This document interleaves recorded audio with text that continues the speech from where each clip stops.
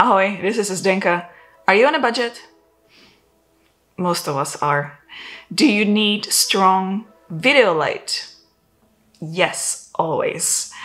Are you a beginner? I'm more on the intermediate level, but at one point I was starting out.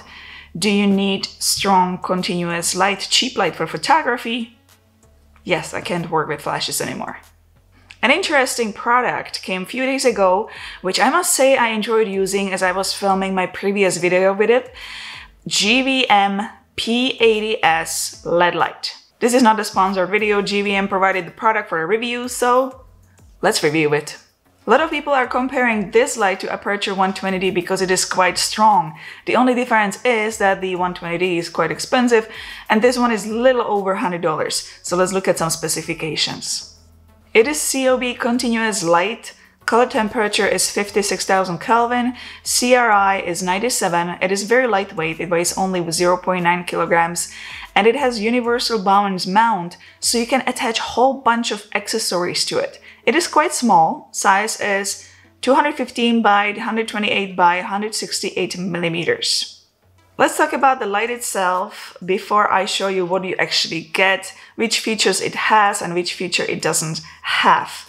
Now, I'm using it right now as we speak and I can pretty confirm that it is quite strong.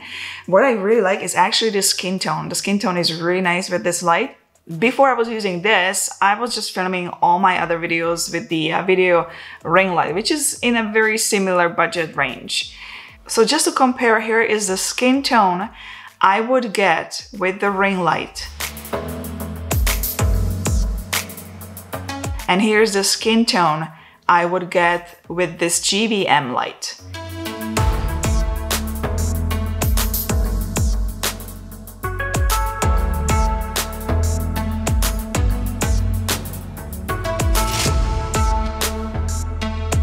You can see that the color is so much nicer, and of course it is mainly because of the softbox which is provided, and that gives a very nice softness to it. Let's compare the strength. I have the ring light right now at the full power. My camera settings are ISO 250, my aperture is 3.5, shutter speed obviously is 1/50th because I'm shooting at 24 frames per second, and I'm using Canon M6 Mark II with the kit lens 15 to 45 millimeters. Now I'm going to switch the lights, keep the same setting. And now I am filming with the GVM light. Now the power is at about 60%, there is no numbers again, so it's a little bit over the half, I would say 60%. So let me now turn it all the way at full power and see my settings. So now the light is at the full power and I was able to drop the ISO to 200 from the previous setting, which was 250. And when it comes to photography, if I'm gonna be taking photos with this light at full power at this settings, my camera settings would look like this. For filming YouTube videos like this light is absolutely perfect, and I know I'm switching from the ring light. So what do you actually get in this price range? You get light. The light arrives in a box with foam in it, so you could use it to store the light. It doesn't come with a carrying bag. You will get the light, power cord, light stand, and softbox. And obviously manual will be there too. As you can see, it is small and light. The material is aluminum alloy with PC plastic. That is actually why it is so light. It has a cooling fan. Now how loud? We are going to test that later. Does it overheat? Well, we are going to test that as well. In the front, you have the light. Balance mount allows you to attach all kinds of light modifiers. It is very simple, just align with the hole and turn until it clicks. To take it off, pull the buckle at the top and remove. Here are vents, and let's look at the back where you have the brightness adjustment knob, and here is where you can attach the power cord.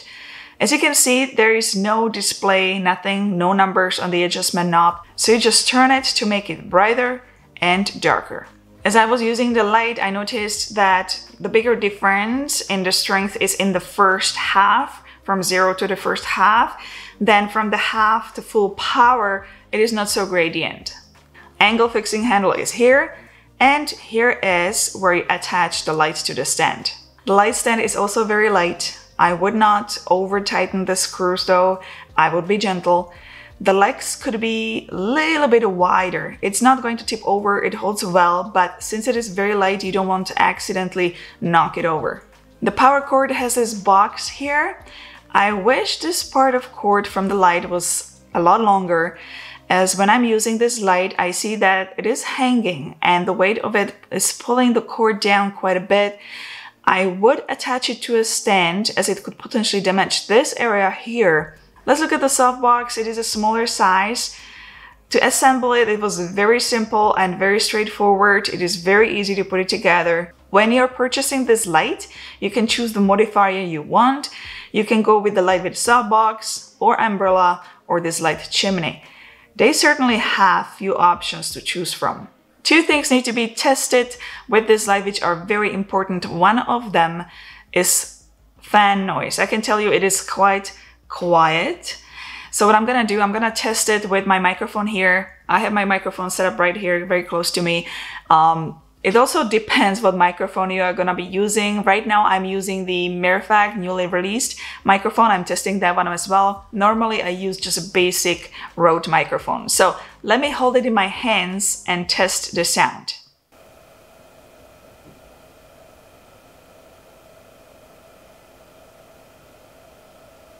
And now the light is on a stand as I would normally use it during the filming, so it is few feet away from me.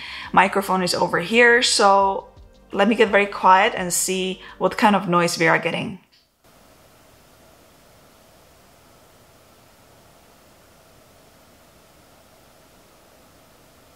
In this space, you can hear it very little.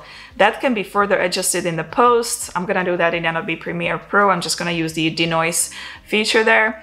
If I compare it to the ring light, which is over there, the ring light has no fan, so it's absolutely silent. This one has fan, but like I said, the noise is quite little. And the second test, does it overheat?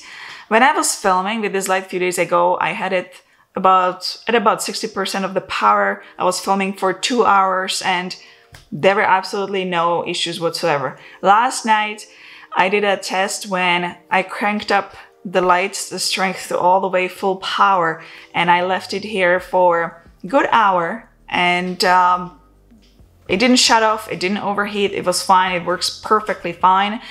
When I touched it, it was a little bit warmer. The heat ring was quite warmer, but I don't see any issues. It's not overheating. So my conclusion is, I think it's pretty good light for someone who is on a very tight budget. If you don't need the remote control, if you don't need the channels and all that, and display, you just need a light, I think it's just fine. Now, I have very similar lights in the same price range for photography. Those are flashlights. Actually, the one is right there. I bought it 14 years ago and it still works well. I still use it these days. I didn't have to even change the light bulb.